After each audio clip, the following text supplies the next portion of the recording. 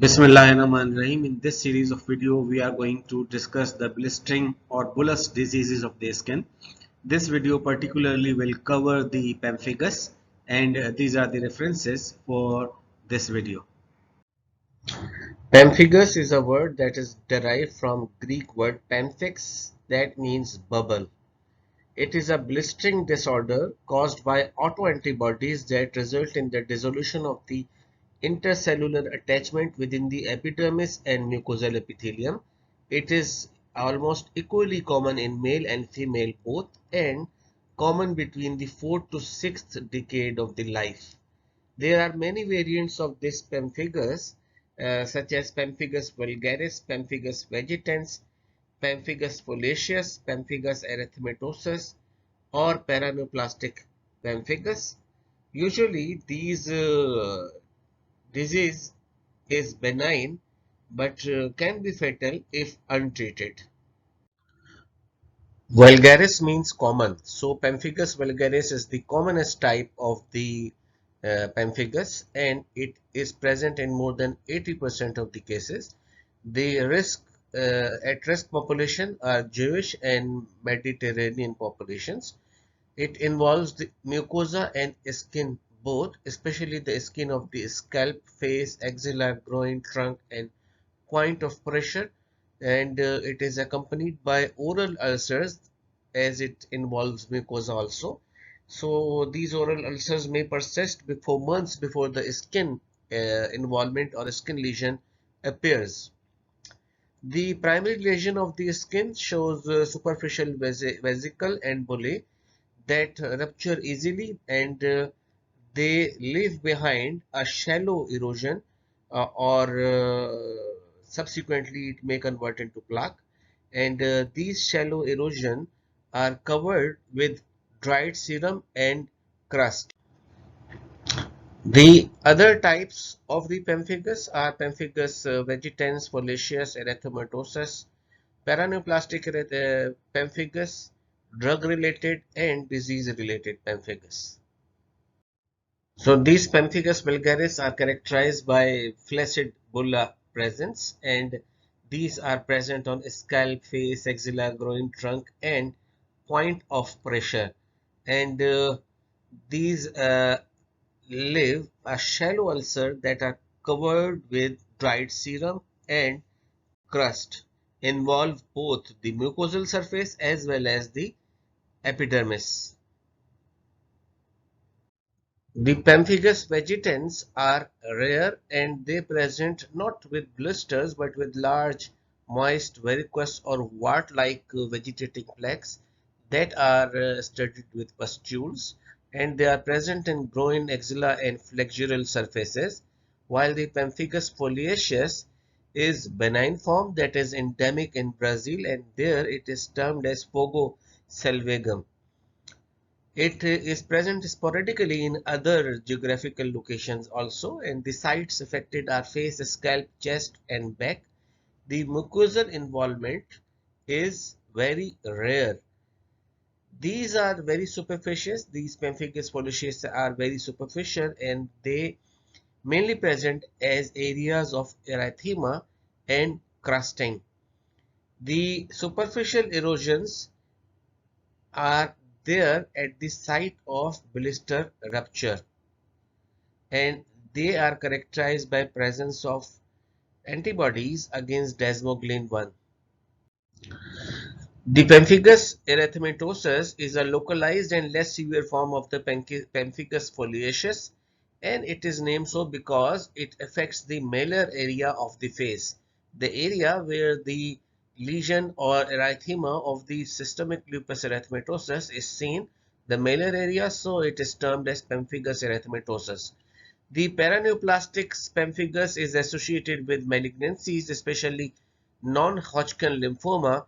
Then there are some drugs that produce same sort of lesion. These are penicillamine and captopril, and disease-related pemphigus is seen in myasthenia gravis, lupus erythematosus, and benign thymomas.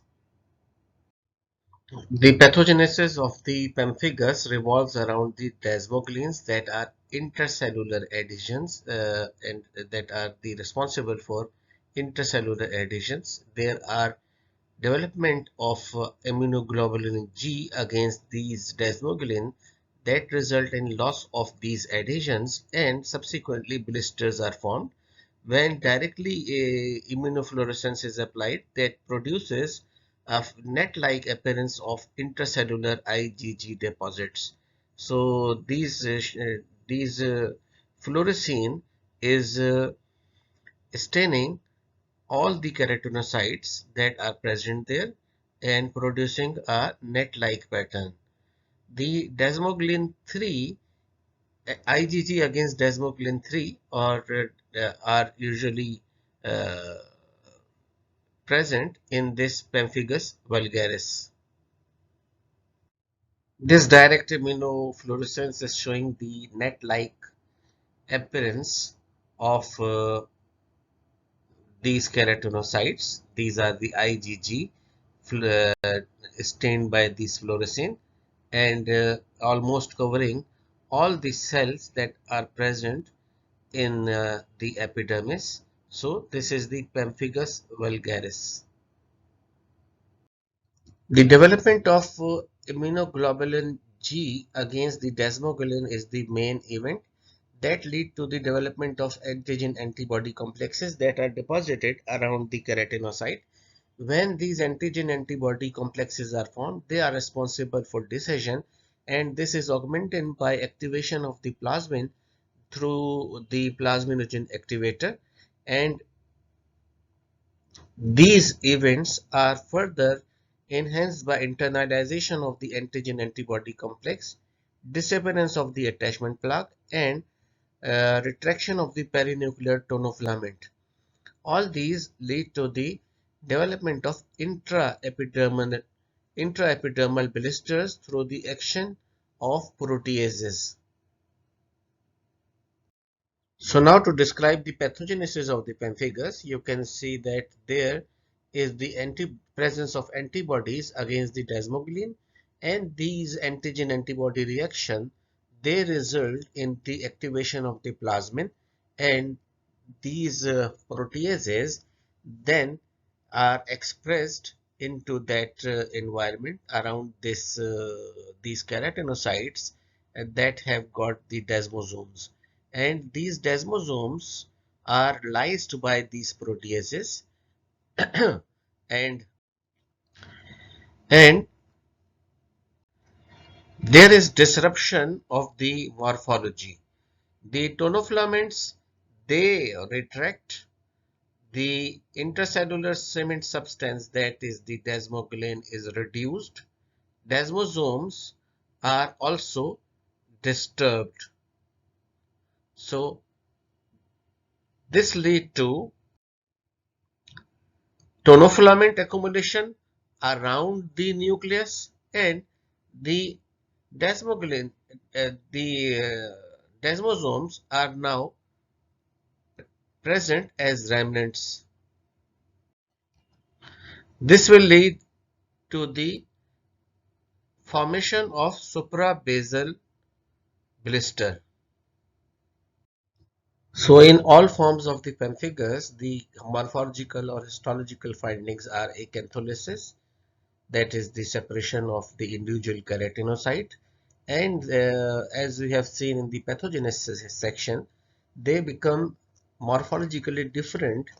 They become from polyhedral to rounded in shape, as there is accumulation of the keratin or tonofilament around the nuclei.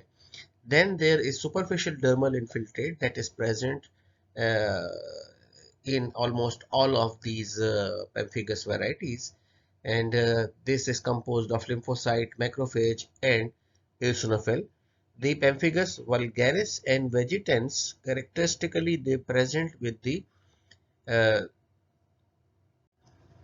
suprabasal blisters, and there is only a single layer, basal layer, that is lying intact with the dermis, and all layers that are above this basal layer have been separated by this immunologic process, and due to this This is due to desmoglein 3 antibodies, the antibodies against the desmoglein 3, and due to this separation of the basal layer, it gives a characteristic appearance of the tombstone that are arranged in a row. So this is the tombstone appearance of the basal keratinocytes. In vegetans type of the pemphigus, that is morphologically characterized by wart-like appearance, there is epidermal hyperplasia is seen. While in pemphigus foliaceus, this is due to desmoglein 1 antibodies, and there is intraepidermal blister formation that is at the level of stratum granulosum. So here you can see that stratum corneum has been separated from the lower layers of the epidermis. So subcorneal blister is formed in pemphigus foliaceus, while suprabasilar blister in pemphigus vulgaris and vegetans. So this photomicrograph is showing a suprabasal blister that is showing characteristic tombstone appearance of these basal keratinocytes, that is marked by this arrow, black arrow, and this is due to antibodies, IgG antibodies against the desmoglein 3. So the treatment for the pemphigus is the corticosteroid initially, and then for the maintenance of the treatment, immunosuppressive agent can be used. Prognosis is very bad. It is the 10-year mortality for the pemphigus is less than 10% with treatment. And there are two other diseases that resemble the same histology. One is Hailey-Hailey disease, that is familial benign chronic pemphigus, and it is due to mutation in the ATP2C1 gene, and these are the proteins that act as calcium and magnesium pump. So due to disruption of these calcium and magnesium pump, there is lysis of these or detachment of these keratinocyte. Another disease is Groover disease, that is transient acantholytic dermatosis, that is related to the fragility of the skin due to uh, old age and sun damage.